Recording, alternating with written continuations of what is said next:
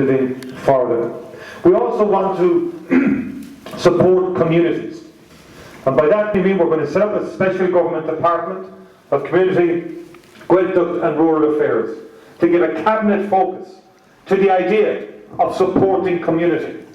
And I am very well aware, and again met with people today involved in leader and development groups. This government has undermined the autonomy of leader and has savagely cut the leader budget. We believe in resourcing and enabling our communities. That is at the heart of what the Fianna Fáil tradition was all about. And we intend to do that in terms of practical financial resources to communities and greater supports from a government department downwards, and we have a whole set of related policies in that regard. We're also committed to again reasserting the principle of home ownership, of the idea that people should aspire to owning their own homes, and we will help them, and particularly help young couples with a first-time buyers savers scheme to enable people to get the onerous deposits that the central banks have laid down that one must get. And we will do that as well. And we will also end the scandal of homelessness.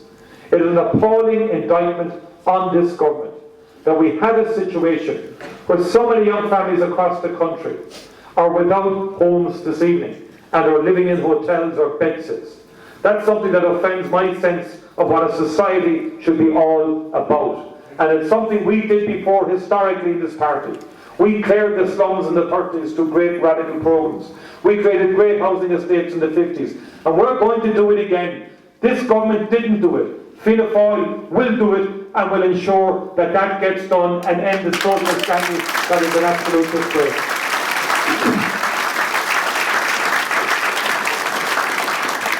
And I just want to say as well, today we went to a number of community hospitals, and Patrick Hope has been working very hard on that issue in terms of Lifford, and we went this evening with Charlie to Ramelton, and we were also in Stranraer in St. Joseph's. And it beggars belief, it's incomprehensible that any government would contemplate the closure of these community health facilities and community hospitals. When we're living longer, we're ageing, we need more long-term beds, we need more respite beds in the community, and we need them in the communities where people are living. We can't be centralising everything to such an extent that there's nothing left, that people can't even look forward to having some dignity in their older age and their later years in life. And we will fight that agenda, and we will ensure that people can look forward to refurbishment and investment in those facilities and their retention for many, many more years to come. And I want to thank Fianna Fáil for leading that campaign in those particular communities. But again, it's back to the principle of we putting communities first. It's not just for the sake of it that we have those 4 pillars. What stems from that pillar is the affirmative action that is needed on this particular issue. And I also want to say that in education, it has been the hallmark of this party, the defining feature of the party in terms of its social policy and Republican policy, to give equality of opportunity to young children, that no child should be left behind. It's a particular passion of mine that we have an obligation that every child born in this country, irrespective of background, class or creed, is entitled to a chance in life, and the best way to do it is education from the cradle onwards. And I want to thank Charlie Mc Conalogue for a very comprehensive and robust education document that is produced and published for first level and second level and third level and fourth level, 2 separate pieces, but excellent work, Charlie. He's been an outstanding member of the front bench, and that's reflected.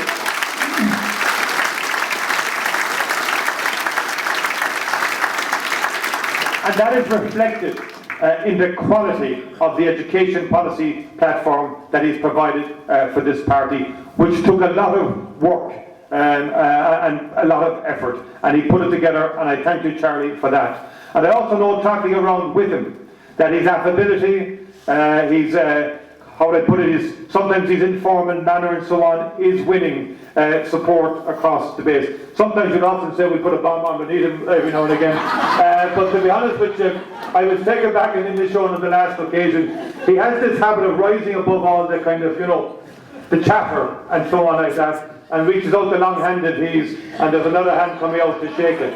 So he's got certain qualities that is endearing him to the electorate that I certainly know.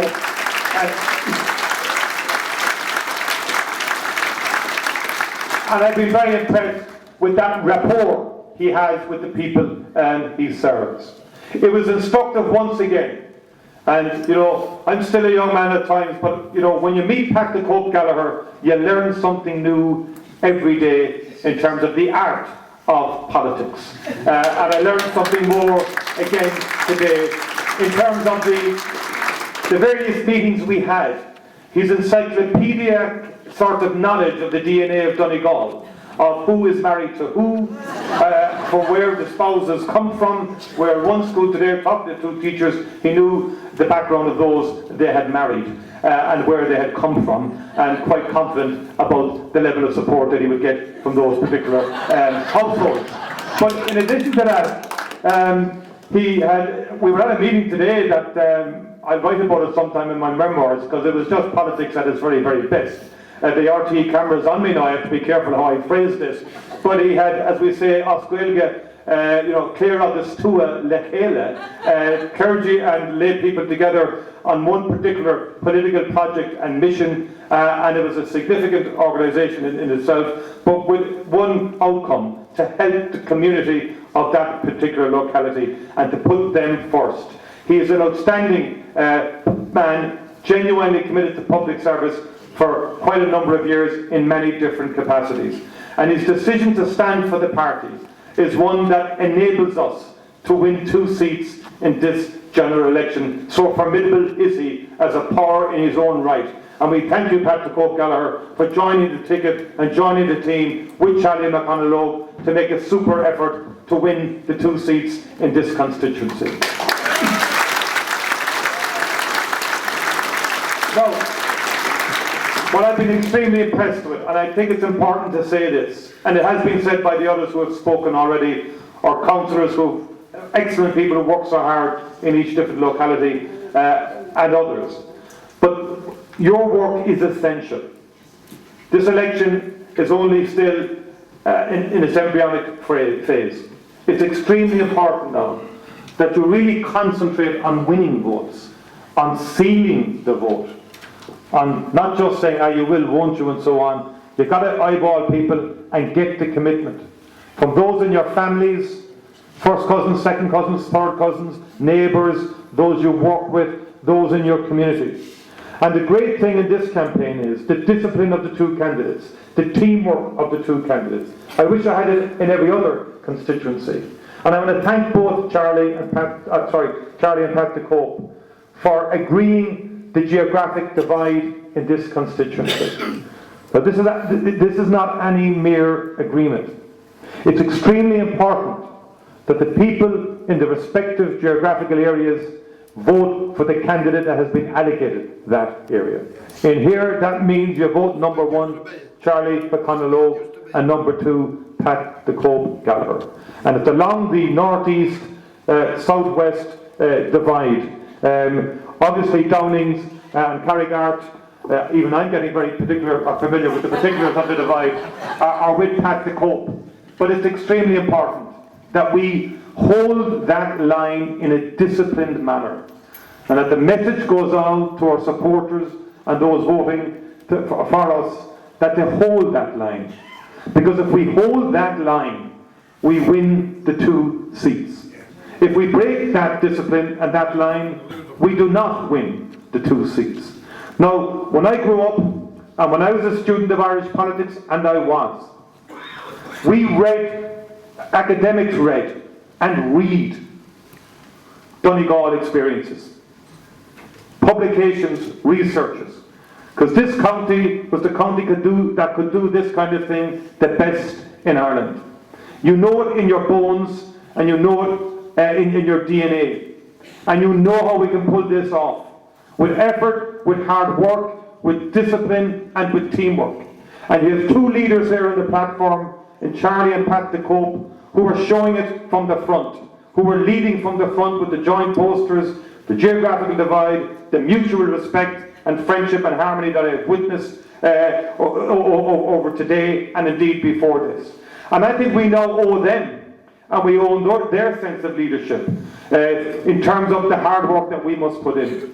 And that's why I'm here tonight, because I can sense it. I can sense the energy across Fianna Fàil and Donegal that we can win these 2 seats with a huge effort to make sure that we can bring economic development to this county, that we can make Ireland a fairer place for the generations to come to live in, and that we can bring decency and community to the heart of Irish society. So please go out forth and go forth from this evening in the knowledge of the divide that we have made here in terms of how to vote, working for our candidates respectively in their areas and making sure we get the maximum vote out for them. I thank you sincerely for your commitment to date, and I thank you for the work that I know you're going to put in over the next 2 weeks to ensure that Fianna Fáil returns with 2 seats in Donegal, a historic victory in its own day on the 90th anniversary of the formation of this party. Got a mila mahagwed, agus an oroi, an táile galera.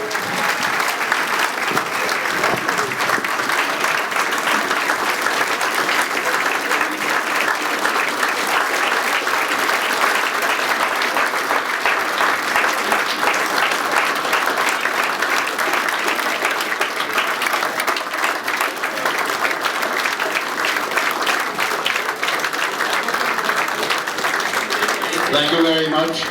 Thank you. Yeah. At this stage, I just want to make a few announcements. Charlie is canvassing tomorrow in the Milford area, starting